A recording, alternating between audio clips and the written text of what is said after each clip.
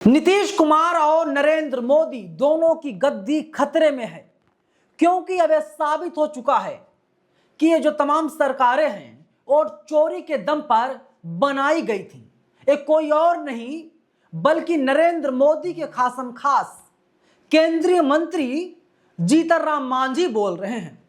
मांझी ने बहुत बड़ा दावा किया है। सबसे पहले आप मांझी को सुन लीजिए। एक सीट गलती से हार गलन। अगर हमरा वो कहतन हल जैसे 2020 में कहलन हल कि हम हार रही है तई कोई उपाय, उस समय 2700 वोट से हारे थलन, हम प्रयास के लिए जीत गलन। मांझी भरे मंच से खुले अल्फाजों से बोल रहे हैं कि साल 2020 में जब बिहार का विधानसभा चुनाव हुआ था, उस वक्त एक प्रत्याशी था जो बुरी तरीके से हार रहा था। उसने फोन किया किसके पास? मांझी जी के पास, और मांझी जी ने सेटिंग कर ली, डीएम को फोन कर दिया और फिर वो प्रत्याशी जीत गया। मतलब जीता हुआ प्रत्याशी हार गया, हारा हुआ प्रत्याशी जीत गया। यही नहीं रुकते मांझी जी आगे बढ़ जाते हैं। वे कहते हैं इस बार उस प्रत्याशी ने मंत्री जी से संपर्क नहीं किया और चुनाव बुरी तरीके से हार गया। इस साल वो मात्र 1600 वोट से हार रहा। दुर्भाग्य हमारे है, उनका का दिमाग हो गई, हमरा से बात न कैलन और सीधे मैदान छोड़ के भाग गए। जौन साथी जो 2020 में जो कलेक्टर अभिषेक सिंह जी अभी त्रिपुरा में है, वो टेलीफोन करे थलन कि सर हम तोरा 2700 वोट से पीछे है, जिता दिलिए हल, अभी तो 16 वोट के पीछे है, जितावे में कौन दिक्कत है? अब आपको समझ में आया। लेकिन दूसरी सच्चाई है दोस्तों, हमारे देश का अपोजिशन जो है वो अपंग है, विकलांग है, दिव्यांग है, चाह करके भी कुछ नहीं कर पा रहा है। सच्चाई है दोस्तों, कांग्रेस में ना तो राहुल गांधी की चलती है, खुल के बोल रहा हूं, कड़वा सच है। समाजवादी पार्टी में ना अखिलेश यादव की चलती है, बहुजन समाज पार्टी में ना तो मायावती की चलती है। अगर चलती है किसी की तो स्लीपर सेलों की चलती है, जो स्लीपर सेल बनकर के बैठे हुए हैं, वेतन लेते हैं कांग्रेस पार्टी से, पैसा लेते हैं समाजवादी पार्टी से, अखिलेश यादव से, तनख्वाह लेते हैं मायावती से, लेकिन काम करते हैं भारतीय जनता पार्टी के लिए। ये कोई आरोप नहीं है, सच्चाई यही है। अगर आप सच्चे देशभक्त होंगे तो आप पूरी तरीके से मेरी बातों से सहमत होंगे। अब आप देख लीजिए, राहुल गांधी के पास बड़ा अच्छा विजन है देश के लिए। राहुल गांधी उन तमाम चीजों को जमीन पर लागू करना चाहते हैं। राहुल गांधी चाहते हैं सड़क पर आंदोलन हो, मौजूदा सरकार को उखाड़ करके फेंक दिया जाए। लेकिन जो स्लीपर सेल के लोग हैं, वे लोग चाहते हैं भारतीय जनता पार्टी की सरकार रहे। अभी लोकसभा का सत्र जब हुआ, आज ही खत्म हुआ, हालांकि अखिलेश यादव ने लोकसभा में कहा कांग्रेस पार्टी की जो मांग है वही हमारी भी मांग है। कौन सी मांग है? मांग ये है ईवीएम को हटा करके बैलेट पेपर से चुनाव करवाया जाए।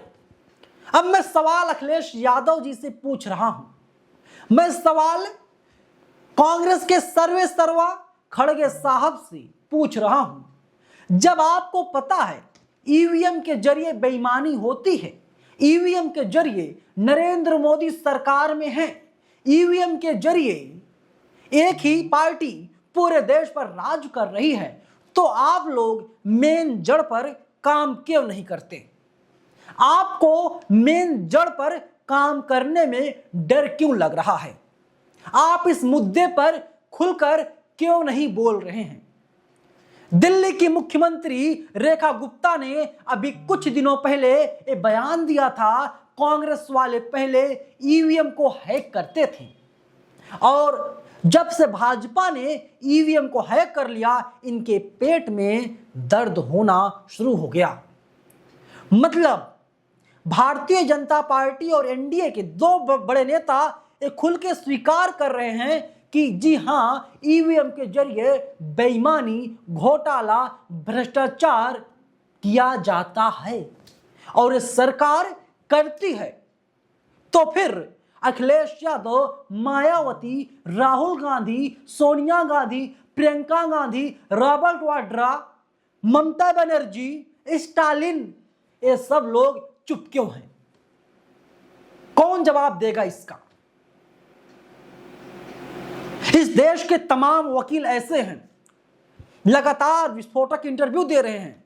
महमूद प्राचा ने तमाम बार विस्फोटक इंटरव्यू दिया और उन्होंने साफ तौर पर कहा ईवीएम के जरिए ही बेईमानी करवाई जा रही है। वोट चोरी होती है या नहीं होती, ये अलग बात है, लेकिन राहुल गांधी ने साबित कर दिया भाजपा वोट चोरी करती है। एक एक घर में 70-70 लोग कैसे रह सकते हैं? पर एक आदमी 40-50-60 बच्चों का पिता कैसे बन सकता है? कभी संभव है? नहीं संभव है। लेकिन जब इतना बड़ा खुलासा ये लोग खुद कर रहे हैं, तो सिस्टम को बदलने के लिए, तंत्र को बदलने के लिए काम क्या कर रहे हैं? सड़क पर क्यों नहीं आते? दूसरी सबसे बड़ी बात मैं बता रहा हूं, भाजपा और कांग्रेस में अंतर क्या है? भारतीय जनता पार्टी की मैं तारीफ नहीं बल्कि सच्चाई बता रहा हूं। नरेंद्र मोदी को अंग्रेजी नहीं आती, इंग्लिश नहीं आती, ये सच्चाई है। राहुल गांधी को इंग्लिश आती है, ये भी सच्चाई है। थरूर साहब तो इंग्लिश के बादशाह हैं, ये भी सच्चाई है। लेकिन जब थोड़ा सा इसके आगे हम लोग बढ़ते हैं तो हमको क्या मिलता है? पार्लियामेंट में खड़े होकर के राहुल गांधी अंग्रेजी में भाषण देते हैं और भाषण ऐसा होता है जो यूपी बिहार में बैठा हुआ आदमी राहुल गांधी की बात को समझ नहीं सकता। पहली बात है। दूसरी चीज ये है, राहुल गांधी को स्लीपर सेल के लोग लगातार मूर्ख बना रहे हैं, भटका रहे हैं, भड़का रहे हैं। गोदी मीडिया, टीवी मीडिया आपके साथ तो है नहीं। आपके भाषण को ट्रांसलेट करके उसका मतलब टीवी पर दिन भर बताया जाएगा। मतलब आपने बहुत अच्छी स्पीच दे डाली लोकसभा में, वो आम जनता तक डिलीवर नहीं हुआ, आम जनता समझ नहीं पाई। उस स्पीच का क्या मतलब? नरेंद्र मोदी को अंग्रेजी नहीं आती, मजबूरी में या प्यार से, जो भी आप कह सकते हैं, भाषण देते हिंदी में, वो आम जनता तक बात पहुंच जाती है। उनके पास मीडिया है, दिन भर नरेंद्र मोदी के बयान को चलाया जाता है। एक होते हैं इलीट क्लास, करना धरना कुछ नहीं है, सिर्फ भौकालबाजी करना है, इनको सिर्फ दिखावा करना है। अजी हम तो बड़े महान आदमी हैं, हमसे ज्यादा महान कोई है ही नहीं। बढ़िया टाई बेल्ट कोट पैंट पहन के बड़ी बड़ी गाड़ियों से उतरते हैं, यही तो होता है ना। लेकिन जो tie coat pant suit boot पहन के उतर रहा है 50 लाख की गाड़ी से, 2 करोड़ गाड़ी से, वो कितना वोट दिला पाएगा? ये भी बात है। आपके लोग कहीं जाएंगे नहीं, आपके लोग सड़क पर उतरेंगे नहीं, आंदोलन करेंगे नहीं, स्लीपर सेल आपके ऊपर हावी रहेगा। तो हुजूर ऐसे काम नहीं चलेगा। अगर कर्नाटक के मुख्यमंत्री ये बोल दें कि बिहार, माफ कीजिए, कर्नाटक में जो है वोट चोरी करके, ईवीएम को हैक करके या स्थानीय प्रशासन से मिल करके हम लोगों ने बेईमानी करके सरकार बना ली कर्नाटक में, भारतीय जनता पार्टी अब तक राहुल गांधी के नाक में दम करती होती, अब तक कांग्रेस का घेराव भाजपा कर चुकी होती। एक केंद्रीय मंत्री जीतनराम मांझी जब खुल के इतना बड़ा बयान दे रहे हैं तो ये सब लोग खामोश की मत चुप क्यों हैं? एक सीट गलती से उ हार गलन। अगर हमरा वो कहतन हल जैसे 2020 में कहलन हल कि हम हार रही है सही कोई उपाय, उस समय 2700 वोट से हारे हलन। हम प्रयास के लिए जीत गलन। इस साल वो मात्र 1600 वोट से हार रहा। दुर्भाग्य हमर है, उनका का दिमाग हो गई, हमरा से बात न करें और सीधे मैदान छोड़ के भाग गए। जौन साथी जो 2020 में जो कलेक्टर अभिषेक सिंह जी अभी त्रिपुरा में है, वो टेलीफोन करे थे कि सर हम तोरा 2700 वोट से पीछे है, लता जिता दिलिए हल, अभी तो 16 वोट के पीछे है, जितावे में कौन दिक्कत है। हम माथा ठोकली कि हमारा पास अगर जानकारी हुआ था तब ना, तो चल गया घर। खैर कहे के मतलब कि हम जे रात दिन जनता के काम ला बैठल रहे ही गया में। खामोशी की वजह क्या है? या सिर्फ खाना पूर्ति की जा रही है? ट्विटर पर आओ, ट्वीट कर दो और चले जाओ। फिर ठंड का मौसम है, कंबल ओढ़ो, हीटर जलाओ, सो जाओ।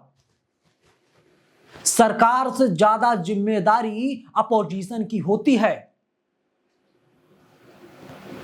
आपके साथ कोई नहीं है तो फिर आप चुप क्यों हैं हुजूर?